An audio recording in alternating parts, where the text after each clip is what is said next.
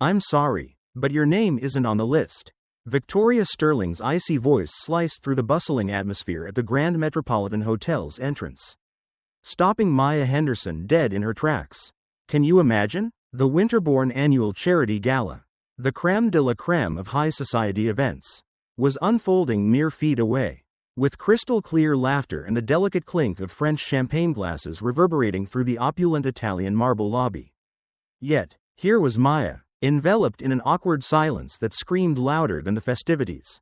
There's got to be a mistake, Maya said, her voice steady as she adjusted the strap of her sleek clutch bag, refusing to let the moment rattle her. I'm Maya Henderson. My family never misses this gala. Victoria, the event organizer, flicked through her golden tablet with a theatrical laziness, her blue eyes dodging Maya's gaze like a coward. Henderson, she muttered, her tone dripping with pretense. Oh, there it is. Seems there was a guest list shake-up this year. Capacity issues. You know, you get it, right? At just 23, Maya wasn't fooled, not for a second. As the adopted daughter of Margaret and Richard Henderson, one of America's most powerful couples, she'd faced these subtle jabs before, always handling them with a grace that left even her parents in awe. But this stung differently. This gala was raising funds for the very orphanage where she'd spent her early years. A vivid memory flashed. A little 8-year-old Maya, peering through a grimy orphanage window, dreaming of a life that felt like a fairy tale. Now, 15 years later, to be blocked from an event meant to help kids just like her? It was almost too cruel to believe. Interesting, Maya replied, her voice calm as a still lake, belying the storm within. Especially since my family donated $2.5 million to this cause last year. Victoria's fake smile flickered, just for a split second.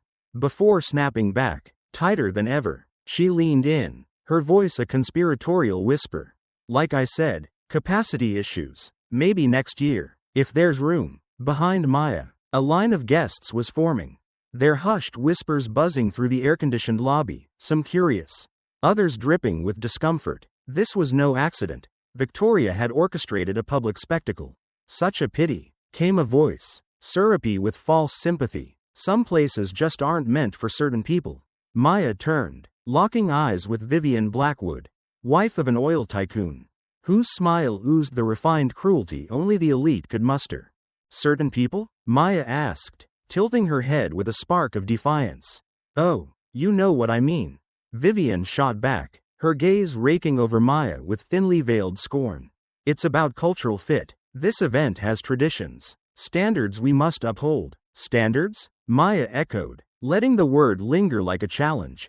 Just then, a man in a flawless tuxedo stepped forward. Trouble, Victoria?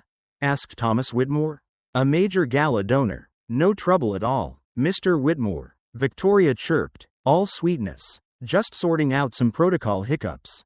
Thomas sized Maya up with that quick, privileged glance. I see. Well, I'm sure there are events more suited for people like you. Community groups do such great work, don't they? Maya's phone buzzed softly in her purse. A text from her dad. Here in 20. You okay? Her fingers flew across the screen. All good. Just collecting evidence. Oh, if only they knew. Maya had been recording every word of this fiasco on her phone. And the kicker? Richard Henderson, her father, wasn't just a big shot. He secretly owned the entire hotel chain, including the Grand Metropolitan. Even more, he bankrolled nearly 40% of this gala's budget. You know, Maya said, tucking her phone away and flashing a smile that made Vivien flinch. You're so right about cultural appropriateness. Victoria's brow furrowed, thrown by the shift in tone. Some people don't belong in certain spaces. Maya continued, her eyes glinting with a fire that had Thomas squirming. But who gets to decide that? Huh? With the poise of royalty. Maya strode away, her heels clicking on the marble floor like a promise of reckoning. Waiting by the elevator, she fired off a text. Dad, we need to talk. It's time. Through the glass wall, she glimpsed the gala's main hall, packed with self-proclaimed elites who had no clue their perfect night was about to implode. Maya stood tall, guarding a secret too explosive to unleash just yet. Underestimate a Henderson? Oh, that's a mistake you don't make twice. 40 miles away, in the sleek offices of Henderson Industries. Richard Henderson froze mid-contract when Maya's message lit up his phone. "Dad. We need to talk. It's time." At 52, he'd built an empire spanning telecom to hotels. But nothing could douse the quiet rage now blazing in his heart. That phrase from Maya? It meant diplomacy was dead. "Cancel my meetings tonight," he barked into the intercom. "Get me Jonathan Cruise at the Grand Metropolitan in 1 hour." Jonathan wasn't just any lawyer. He was a legend who toppled corporate giants with ease.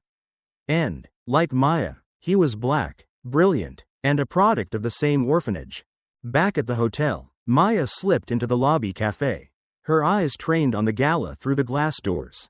Her phone buzzed non-stop. Messages of outrage from guests who'd seen her humiliation. "That was unacceptable," texted Sarah Chun, an ambassador's daughter. "Victoria's always been vile. My parents are livid," wrote Marcus Williams, banking heir. "You okay? Those women are awful," messaged Dr. Amanda Foster, a top cardiologist. Maya's lips curved in a bittersweet smile.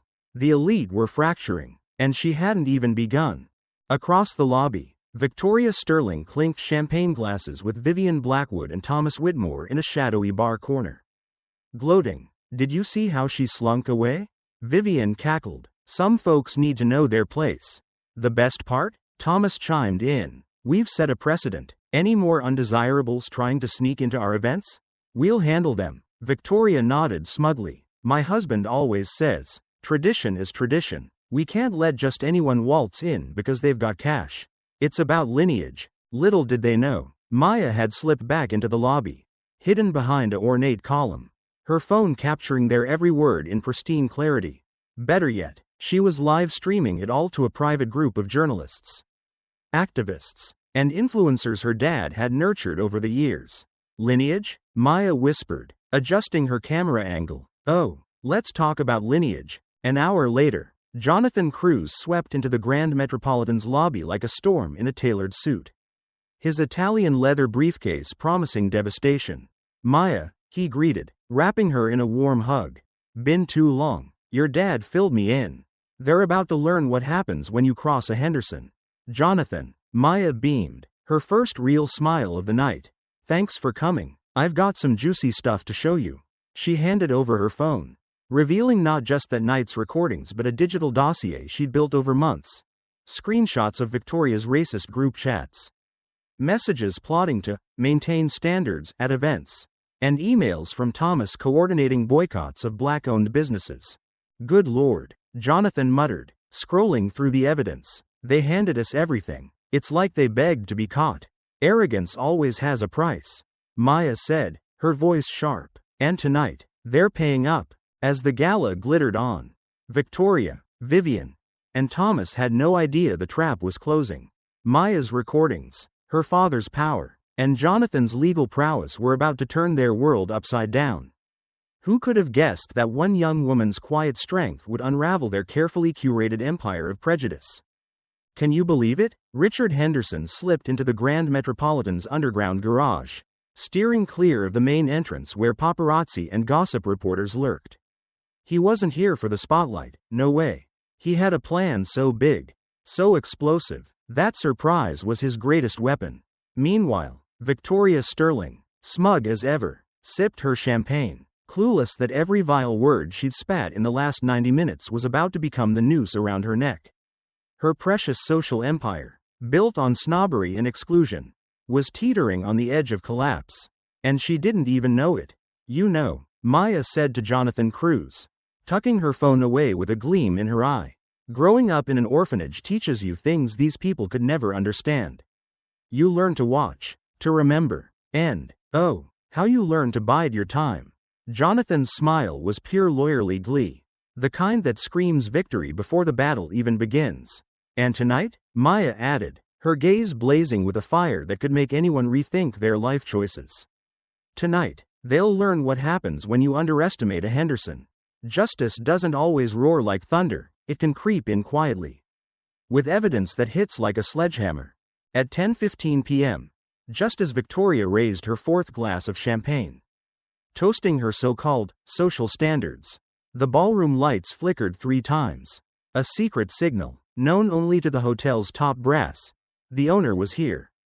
Ladies and gentlemen, boomed a voice over the sound system, halting every conversation and turning every head toward the entrance. May I have your attention for a special announcement? Richard Henderson stepped from the shadows like a storm about to break. His steps deliberate, radiating the unshakable resolve of a man who'd built an empire and was ready to wield it like a sword. Behind him, Jonathan Cruz trailed, his Italian leather briefcase practically pulsing with the power to ruin lives. The room, alive with chatter and laughter moments ago, froze into a silence so thick you could choke on it. Victoria's glass slipped in her hand, her face paling to a ghostly white. Richard Henderson? She whispered to Vivien Blackwood, who looked like she'd seen a ghost. What's he doing here? Good evening, everyone. Richard's voice sliced through the tension like a razor. For those who don't know me, I'm Richard Henderson, the majority owner of this stunning hotel you're partying in tonight. A collective gasp swept the room. Can you imagine the shock? The Grand Metropolitan's ownership had been a tightly guarded secret, hidden behind a web of holding companies. And this bombshell hit the guests like a tidal wave. But more importantly, Richard continued, his eyes pinning Victoria like a predator. I'm the proud father of Maya Henderson, the young woman you publicly humiliated at this very entrance just hours ago. Victoria's knees buckled, Thomas Whitmore sputtered into his whiskey, and Vivien's eyes darted for an exit like a trapped animal. Now, Richard said, nodding to Jonathan, let me share some recordings from tonight that shed light on the standards some of you cherish so much. The sound system crackled to life, blasting Victoria's own words in crystal clarity. Some places are simply not for certain people. It's about cultural appropriateness. Tradition is tradition. We can't let just anyone think they belong just because they have money. There are issues of lineage to consider. The silence that followed? Deafening. Guests edged away from Victoria's clique, their phones snapping out, not for selfies, but to capture this scandal unfolding live. Lineage? Richard repeated, letting the word drip with irony. How fascinating. Coming from folks whose biggest accomplishment is inheriting someone else's fortune. Then, Maya appeared at the entrance, gliding in with a dignity that screamed justice. She held a tablet loaded with months of damning screenshots and messages from Victoria's inner circle. Victoria, Maya's voice rang out, clear and unshaken. Remember this gem you sent to the Guardians of Tradition group 3 weeks ago? She read aloud, each word a dagger. We need to be stricter about who we let into our events. Some people just don't have the right upbringing, no matter how much money they've got. Victoria opened her mouth to protest, but her voice failed her as Maya pressed on. Or this one, from 2 months back. It's not just the color. It's the whole cultural difference. They don't get our traditions. Thomas Whitmore tried to slip away, desperate to save his skin. But Jonathan intercepted him like a hawk. Mr. Whitmore, he said smoothly, you've got some messages too, don't you? Especially those about keeping business environments pure. Thomas blanched as his own emails were exposed, vile messages plotting boycotts, ordering staff to weed out unsuitable candidates, and gloating over excluding qualified professionals based solely on their skin color. The saddest part, Richard said, seizing the microphone again, is that Maya grew up in the orphanage this gala claims to support. She didn't come here to invade your precious spaces. She came to help kids who've suffered like she did. And you treated her like garbage. Vivien Blackwood, clutching at straws, leapt up. This is outrageous. You're twisting our words, making a scandal out of nothing. Maya's smile was calm, triumphant. Ms. Blackwood, exactly 47 minutes ago, you said, some people just need to learn their place. It's recorded, time-stamped, and streamed live to 43 journalists and activists. My father knows everything. The room erupted in shocked whispers. Guests backed away from Victoria's group like they were radioactive, their phones turning the scene into instant viral fodder. And the best part? Jonathan said, flipping open his briefcase with a flourish.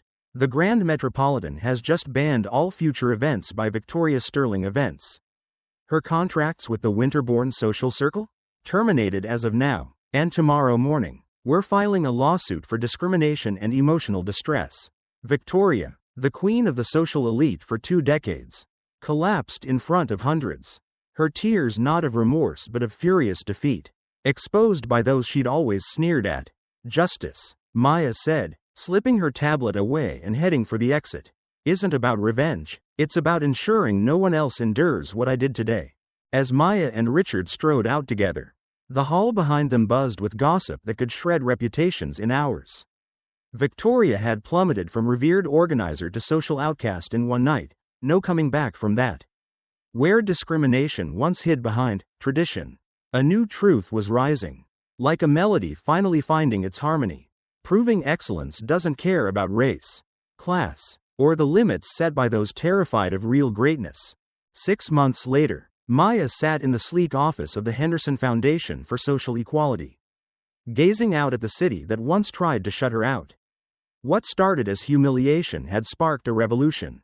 The stats are incredible, Dr. Sarah Chun, the foundation's program director, said, flipping through a report. 15 luxury hotels adopted inclusion policies after what the press dubbed the Grand Metropolitan Incident. 3 organizers got the boot for discrimination. And orphanage donations? Up 340% this year. Maya's smile held the weight of that fateful night.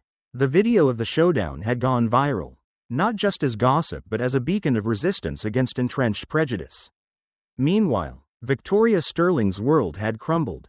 Her company tanked in weeks, clients ditched million-dollar deals, suppliers cut her off, and her so-called friends ghosted her in public. Her penthouse? Sold to cover legal debts. Now, she toiled as a low-level assistant at a tiny events firm. Oh, the irony. The fallout didn't stop there. The Henderson Foundation transformed Maya's old orphanage, with new facilities, cutting-edge education programs, and scholarships ensuring every child had a shot at success. Across the city, the ripples of that night reshaped the social landscape, proving that truth, when exposed, can dismantle even the most stubborn systems of bias. Maya's triumph wasn't just in toppling her foes. It was in building a legacy where no child would face the barriers she did. Can you believe the irony? Victoria Sterling, once the queen of high society, now toiling as an administrative assistant at a tiny corporate events firm. Oh, how the mighty have fallen. She tried to sue me for defamation, Maya told Jonathan Cruz during their weekly catch-up, her eyes sparkling with amusement. But how do you claim defamation when your own words were caught in high-def glory? Jonathan chuckled, sliding away documents that sealed yet another legal win. And Vivien Blackwood? She dropped her lawsuit too. Seems her husband's oil empire is under a federal audit. Funny, right? Especially since those recordings we leaked hinted at tax evasion. The fallout was seismic. Thomas Whitmore's world crumbled when his bigoted emails surfaced, costing him 3 major government contracts. His reputation? Toast. Meanwhile, the minority-owned businesses he'd blacklisted? They're thriving now, snagging the very contracts he'd blocked them from. But the real magic? It's happening at the orphanage Maya once called home. The Henderson Foundation transformed it, gleaming new facilities, cutting-edge education programs, and a scholarship fund that's giving every kid a shot at the stars. The most beautiful part, Margaret Henderson said over Sunday dinner, her voice warm with pride, is how you've turned pain into purpose. Maya, those women tried to crush you, but they only made your voice echo louder. Richard nodded, beaming. The Grand Metropolitan's now a beacon of inclusion. Other hotels in our chain are following suit. And, get this, we even snagged a Chamber of Commerce award for social responsibility innovation. Maya gazed out at the city's twinkling skyline, her heart full. You know what blows my mind?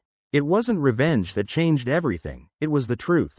Shine a light on prejudice.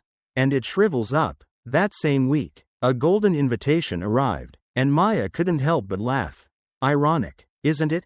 She muttered, clutching the note from the revamped Winterborn Gala, now called the Gala of Hope and Inclusion. Last year, they said I didn't belong. Now they're begging me to be their keynote speaker? On gala night, Maya stepped onto the stage where she'd once been shamed, facing a vibrant crowd, diverse faces, stories of triumph like hers. Victoria Sterling? Nowhere in sight. Word as she fled to a small town, dodging the glare of her public disgrace. A year ago, Maya began, her voice steady yet powerful. I learned discrimination's like a virus, only total transparency can kill it. Expose prejudice to the light. And it's powerless. The crowd roared. But Maya wasn't done. Real victory? It's not watching your enemies crash. It's building a world where no kid has to endure what I did. At the cocktail reception, a shy young man approached.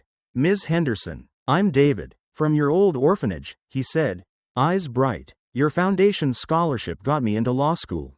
You showed me people like us can do anything. Tears pricked Maya's eyes. Here was her true win. Not Victoria's downfall, but David's rise. Months later, a handwritten letter arrived from Victoria. Maya, I don't deserve your forgiveness. It read, but your actions forced me to face my decades-old biases.